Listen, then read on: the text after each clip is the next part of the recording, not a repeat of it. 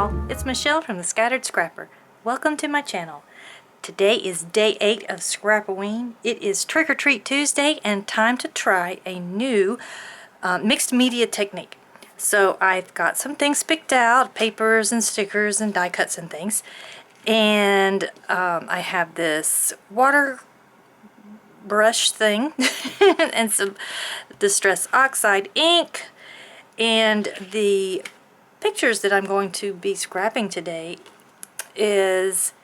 are these photos here of our side yard where the garden is and the decorations that are in the garden. And of course we have this little skeleton guy here tending the pumpkin patch, and we have this guy here who is trying to dig up something. I should have taken a picture from this side so that I could remember exactly what he was doing, but he's digging. And then this guy's hanging on the fence kind of like a scarecrow. So I have those pictures there that I'm going to be making the page for, so let's get started. I'm going to tell y'all right up front that I forget to put the title on my page. You think I'm going to have a title on it, but I don't. And you'll see in the pictures later that it's not called Happy Haunting. But the first thing that I'm doing now is I am making a stencil using one of my Tim Holtz background type dies. And I just ran it through several times, and it probably needs a little bit of a shim for that end because it didn't want to get all those little pieces out. But I got all that out, and now I am trimming everything up to make my background. And I made so many mistakes on this layout. Oh my gracious. So I know I want this orange paper to show for about 2 inches. And I'm going to go ahead and trim it down a little bit because I don't want to use that whole piece of paper because I want to save some for later. And here is mistake number 1.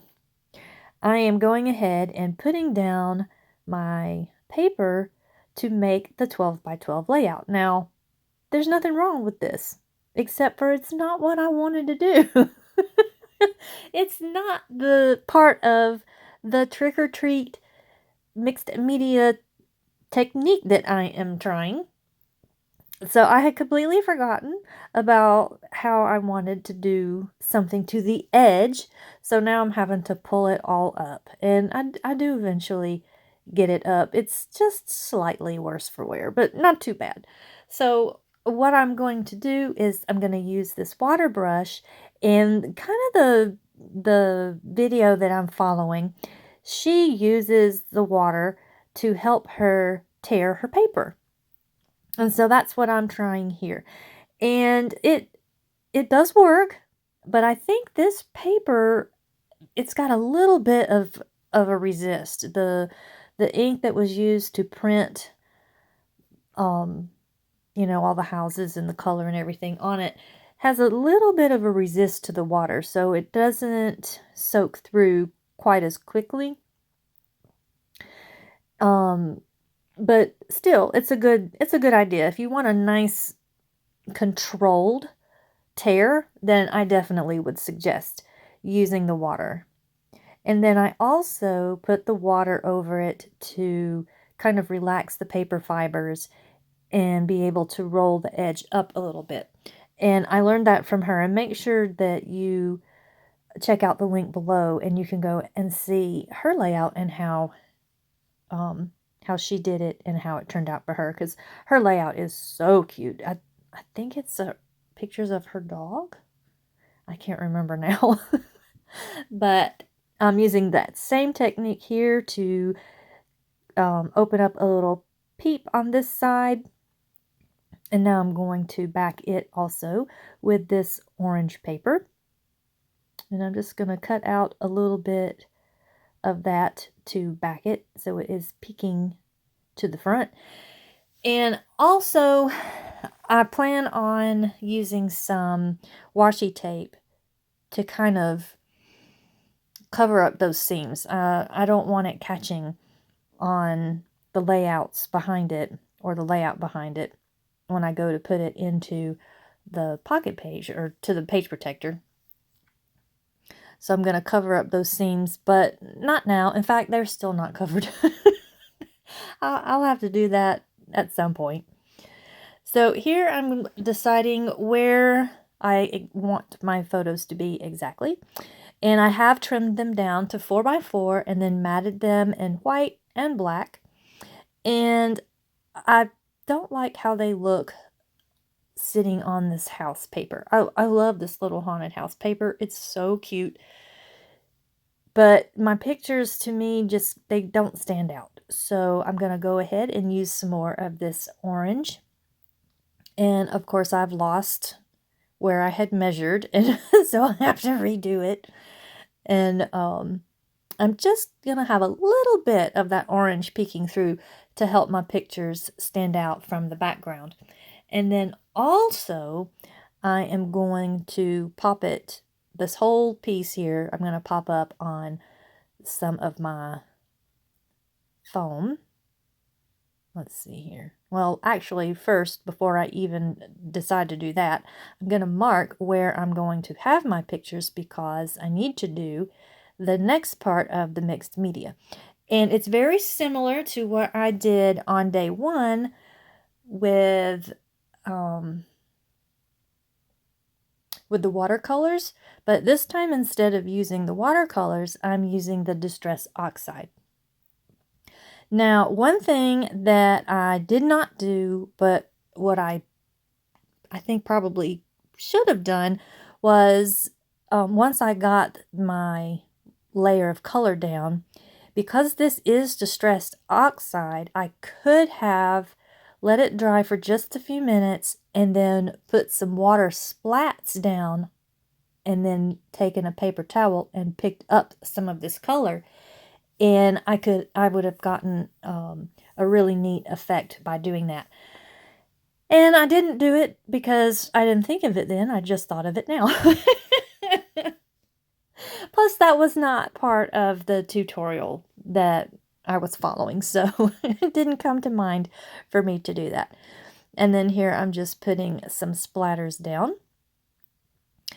And I'm going to clean this up a little bit, and then I'm going to get one of my little dauber things.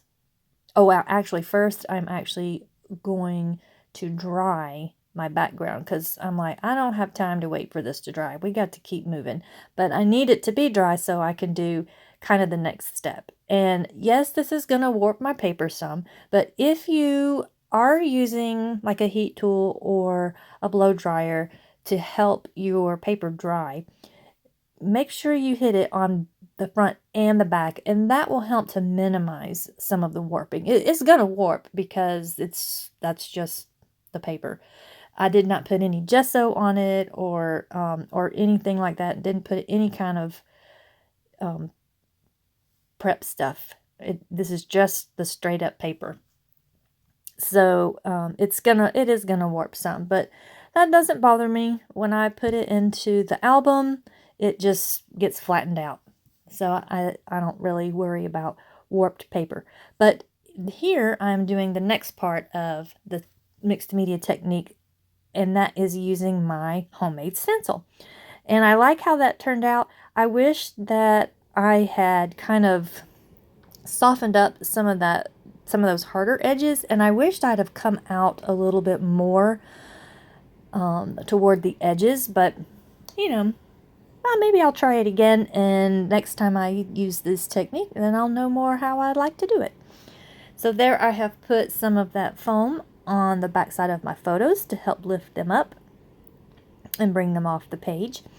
And now I am looking to see what I can embellish with. And at this point, actually, I already had my title picked out. I had it all ready, and I had set it aside and completely forgot about it.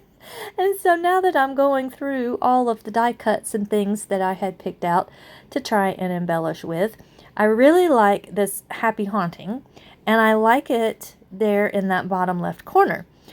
But it is a little bit too big. And in my mind, that's going to be my title. Even though it's not. It's not. I do eventually put the real title on, and you'll see them in the photos at the end of the video. But because this die cut is too big for what I want, I'm just going to go ahead and trim it down.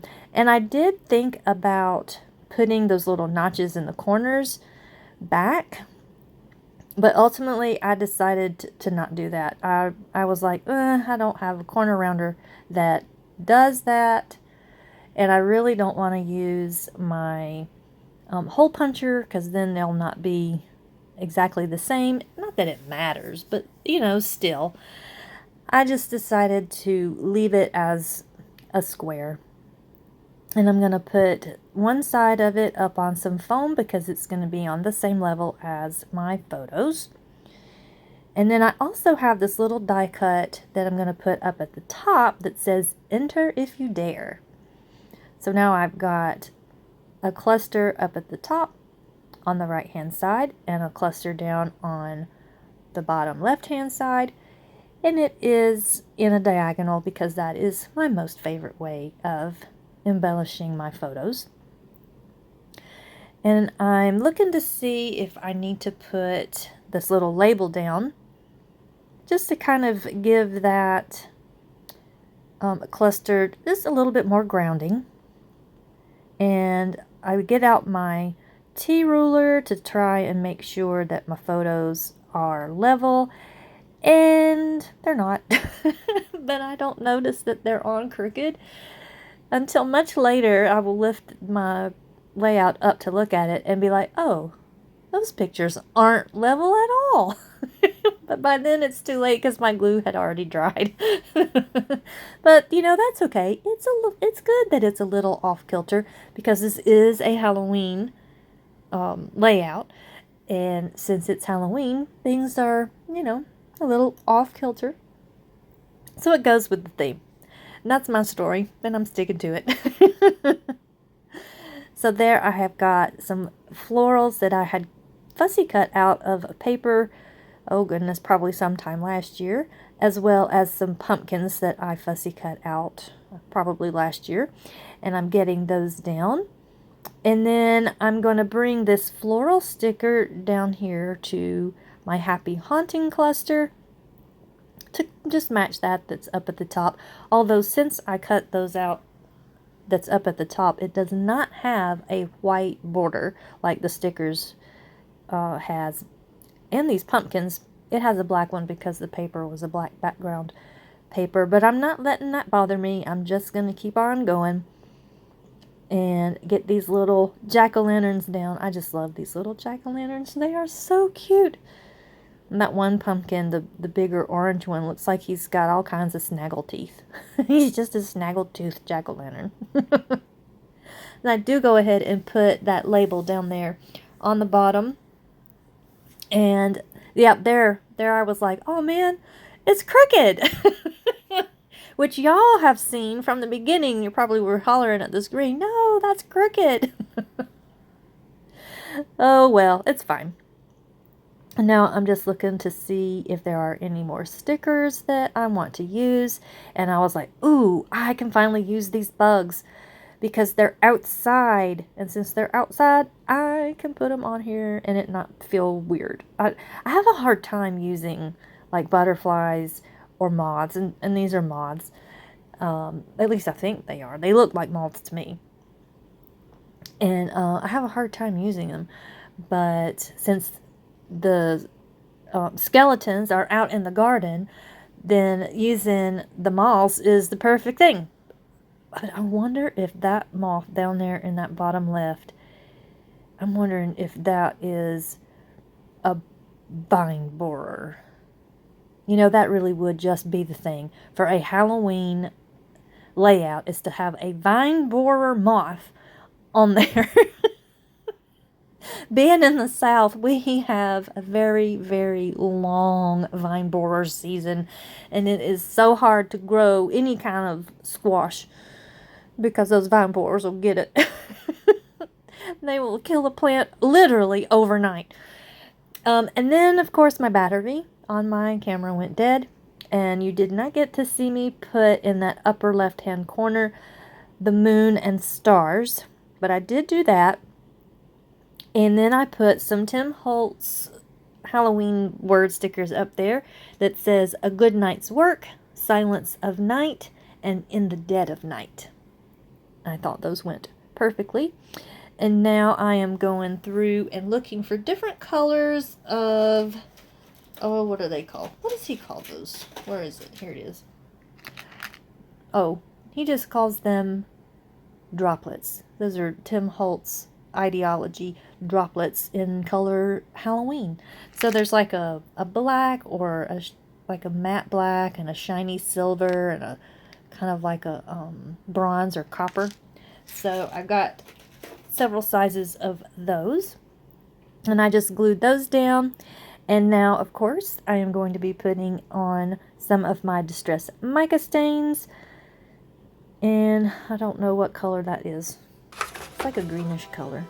Maybe Wicked Elixir? That might be too bright. Well, anyways, there is my layout, and I would say that this was a treat. I really enjoyed it, so let me know if you give this a try. And I will see you in tomorrow's video. Bye-bye.